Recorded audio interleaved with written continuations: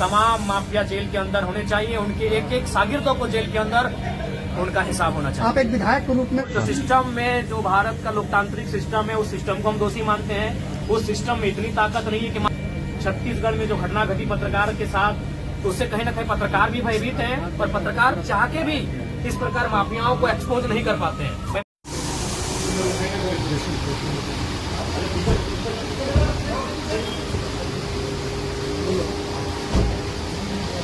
Company के लोग ही higher करते हैं, उनके माध्यम से लहू-लुहान किया जाता है उस सरजमी को।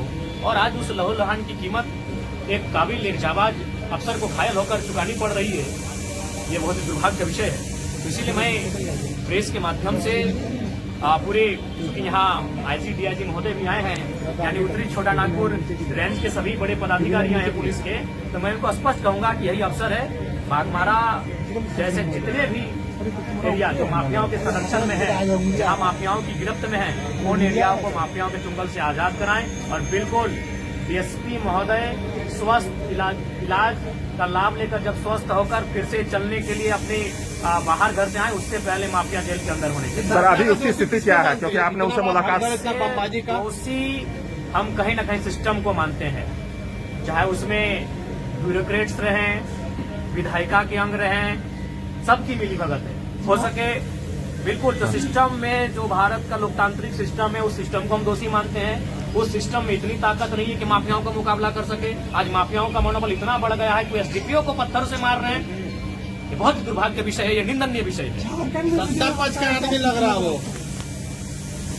देखिए, ये तो आप भी जानते हैं पत्रकार बंधु, आपसे कोई चीज छुपी नहीं है। और हम ये भी चाहेंगे कि पत्रकारों को भी संरक्षण मिले ताकि आप सच्चाइयों को दिखा सके। क्योंकि कुछ दिन पहले छत्तीसगढ़ में जो घटना घटी पत्रकार के साथ, तो उससे कहीं न कहीं पत्रकार भी भयभीत हैं और पत्रकार चाह के भी इस प्रकार माफियाओं को एक्सपोज नहीं कर पाते हैं। मैं मानता हूं कि आपकी भी मजबूरी कभी आ जाती है कि आप कभी कभी सच्चाई से कभी मजबूरियां आ जाती हैं। इसीलिए आज जब पुलिस के साथ हमला हो रहा है तो पत्रकार भी कभी कभी असहज महसूस करते हैं। और हाल फिलहाल छत्तीसगढ़ में घटना, बहुत ही दुर्दांत घटना हमारे सामने आई है। पत्रकारों के लिए सदन में क्या कुछ बिल्कुल इस बार जो सदन हम जाएंगे तो पत्रकार, वकील, तमाम उनका भी प्रोटेक्शन एक्ट का हम जिक्र करेंगे, उसे सदन में उठाएंगे। और फिलहाल तो हम आज पूरे उत्तरी छोटा नागपुर रेंज के तमाम जितने भी पुलिस प्रशासन के पदाधिकारी हैं, अफसर हैं, उनसे मैं स्पष्ट कहूंगा ये मौका है। डीएसपी महोदय को ठीक तो होके आएंगे ही, वो मूवमेंट कर रहे हैं, सुखद एक पॉजिटिव संदेश है हमारे लिए, वो ठीक होके आएंगे ही। लेकिन वो ठीक होकर जब ड्यूटी ज्वाइन करने से पहले तमाम माफिया जेल के अंदर होने चाहिए। उनके एक एक शागिर्दों को जेल के अंदर उनका हिसाब होना चाहिए। आप एक विधायक के रूप में मुख्यमंत्री से लिखित शिकायत करेंगे? बिल्कुल, अभी जस्ट हम जब घर जाएंगे, हमने अपने असिस्टेंट को इसकी सूचना दे दी है। वो केवल हमारे हस्ताक्षर का इंतजार है। वो ड्राफ्टिंग करके हमारे लेटर हेड में इस विषय को रख चुके हैं। ये बहुत ही गंभीर और संकीर्ण मामला है कि एक डीएसपी महोदय के साथ इस तरह का वारदात हुआ है। Thank you. क्या आज बागमारा में घटना घटी है? सबसे पहले तो हम आप सभी से भी कहेंगे कि आप तमाम पत्रकार बंधु के साथ साथ तमाम धनबादवासी डीएसपी एसडीपीओ महोदय के लिए प्रार्थना करें।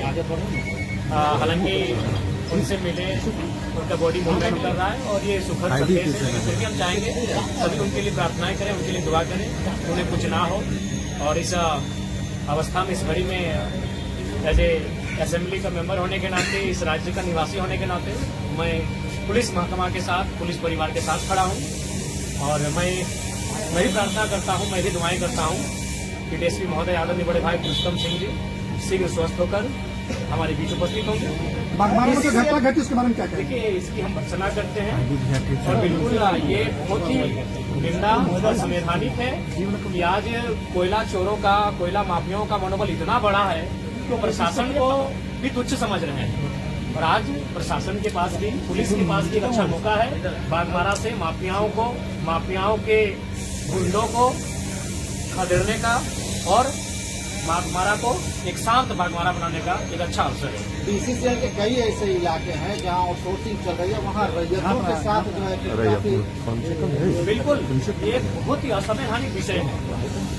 रैयत जब अपना हक मांगने के लिए जाते हैं तो कुछ गुंडे, जिनको शायद इनडायरेक्ट रूप से संवैधानिक पदों पे जो लोग आसीन हैं, डीएसपी रैंक के व्यक्ति पर पत्थरबाजी कर रहे हैं। इतना तो मनोबल लोकतांत्रिक देश में माफियाओं का, गुंडों का, चोरों का इतना तो मनोबल बढ़ने नहीं देना चाहिए। इसके लिए सिस्टम दोषी है। हम सबसे पहले तो अभी हम मुख्यमंत्री को, गृह विभाग मुख्यमंत्री के पास है और मुख्यमंत्री को भी चिट्ठी लिख रहे हैं कि इस मामले की उच्च स्तरीय जांच हो और एक भी बड़ा से छोटा माफिया बागमारा के साथ साथ धनबाद की धरती में ना दिखे। बहुत ही शर्मनाक विषय है कि माफियाओं का मनोबल, हम पहली बात तो कि हम लोग सीखते नहीं है। कुछ दिन पहले कुछ सीओ पे बालू माफियाओं ने हमला किया था, क्योंकि सीओ महोदय को चोट नहीं लगा, वो न्यूज नहीं बना। आज डीएसपी महोदय जख्मी हो गए, आज सभी प्रशासन के लोग यहाँ उठ के आए।